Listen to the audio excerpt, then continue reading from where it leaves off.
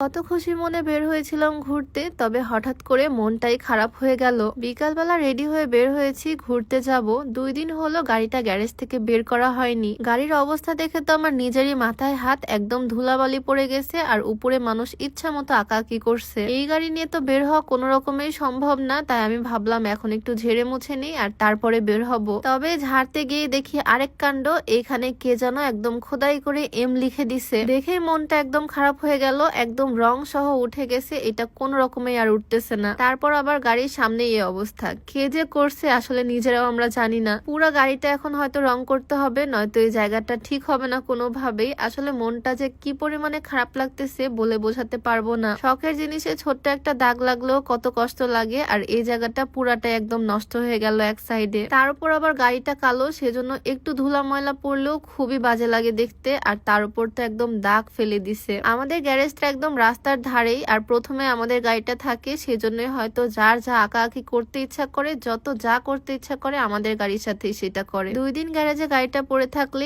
একদম ধুলা ময়লা পড়ে অবস্থা খারাপ হয়ে যায়, আর সেই ধুলার উপরেই সবাই ইচ্ছা মতো আঁকাআঁকি করে। কি আর করার, মনটা একটু খারাপ, তারপরেও ঘুরতে যেহেতু বের হব ভাবছি, তাই বের হয়েই পড়লাম। আসলে মানুষ যে অন্যের ক্ষতি করে কি মজা পায় আমি সেটাই বুঝি না। বিদেশে ঘুরতে গেছিলাম যখন, তখন দেখছিলাম রাস্তার ধারে কোটি কোটি টাকার গাড়ি পড়ে থাকে, তবে সেখানে একটা হাতও কেউ লাগায় না। তবে আমাদের গাড়িটা গ্যারেজে তুলে রাখছি, তারপরও গিয়ে আঁকাআঁকি করছে ইচ্ছা মতো। যাই হোক, দুজনে মিলে বের হলাম আজকে ঘুরতে। বাড়িতে বসে বসে ভাল লাগতেছিল না, তাই দুজনে একটু বের হয়ে গেলাম। অনেক সুন্দর একটা জায়গায় এসেছি আজ, আর আজকের আকাশটা না একটু বেশি সুন্দর। আজকে এসেছি এই মাঠে, আজকে একটু ড্রাইভিং শিখবো, আমার হাজবেন্ড শিখাবে। আর হ্যাঁ, আজকে আমি যে সুন্দর বোরখাটা পরে আছি, এটা লিয়ানা ফেসবুক পেজ থেকে নিয়েছি। এটা হচ্ছে একটা দুবাই আবায়া, ভিতরে ইনার আছে আর উপরে খুবই সুন্দর একটা কোটি। লিয়ানা ফেসবুক পেজটা আমি ডেসক্রিপশনে মেনশন করে দিব, তোমরা চাইলে তাদের পেজটা ভিজিট করে আসতে পারো। যাই হোক, এখন আমি বসে পড়লাম ড্রাইভিং সিটে, কারণ আজকে আমি ড্রাইভিং শিখবো। এর আগেও আমি কয়েকদিন ড্রাইভিং শিখেছি, তবে এখন পর্যন্ত প্রপারলি আমি পারি না, মানে রোডে গাড়ি চালানোর সাহস এখনো হয়নি। এত পরিমাণে ব্যস্ত থাকি, একটু যে সময় দিব নিজেকে সেইটারও টাইম পাই না। আজকে সারাদিন অনেক বৃষ্টি হয়েছে আমাদের এলাকায়, তবে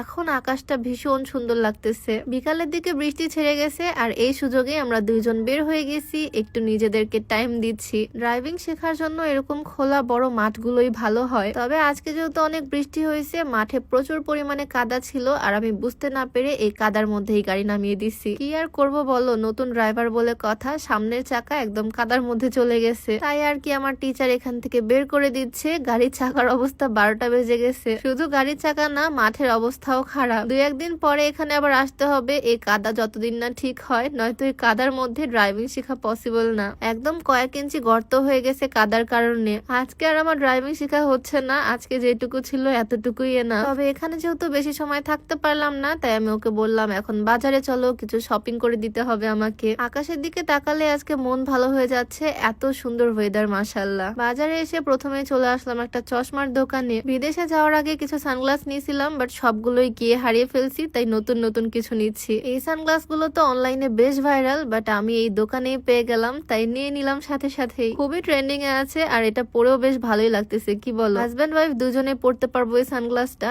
এই দোকানের লোকেশন হচ্ছে মসজিদ মার্কেটের একদম অপোজিটে। অপটিক্যাল গ্যালারি, আমাদের পাওয়ার গ্লাস হোক বা সানগ্লাস সব এখান থেকেই নেওয়া হয়। আমার দেখা যায় শুধু এই চোখ দুইটা, আর সেটাকে ঢাকতে এরকম বড় বড় চশমা নিয়ে নিছি অনেকগুলা। তারপর আমি চলে আসলাম একটু খাওয়া দাওয়া করতে। বাজারে আসলাম, আর কিছু খাবো না তা কি হয়? এখানে আমি গ্রিল আর নান রুটি খাবো, যেটা আমার অনেক পছন্দের একটা খাবার। বাইরের খাবার দাবারের প্রতি ঝোঁক আমার একটু বেশি, তবে ওয়েটটা কন্ট্রোলে আছে আলহামদুলিল্লাহ। তোমরাও যারা ওয়েট কন্ট্রোলে আনতে চাও, ওজন কমাতে চাও, চাইলে এই হার্বাল স্লিমিং টিটা ট্রাই করতে পারো, যেটা সম্পূর্ণ প্রাকৃতিক উপাদান দিয়ে তৈরি, কোন রকমের সাইড ইফেক্টের ভয় নাই। এইটা তোমরা বিউটি বাই লিম পেজ থেকে পেয়ে যাবা, পেজটা ডেসক্রিপশনে মেনশন করে দেওয়া থাকবে, নাম্বারটাও স্ক্রিনে দিয়ে দেওয়া থাকবে। যাই হোক, পেট ভরে এখান থেকে খাওয়া দাওয়া কমপ্লিট করলাম, আর তারপর বাজারে আরো কিছু কাজ ছিল, কিছু ফোন অ্যাক্সেসরিজ নিতে হতো। সবকিছু শেষ করে এখন বাসায় ফিরবো। তো সবাই ভালো থাকো, সুস্থ থাকো, দেখা হয়ে যাবে নতুন কোনো ভিডিওতে। সবাইকে আল্লাহ হাফেজ, আসসালামু আলাইকুম।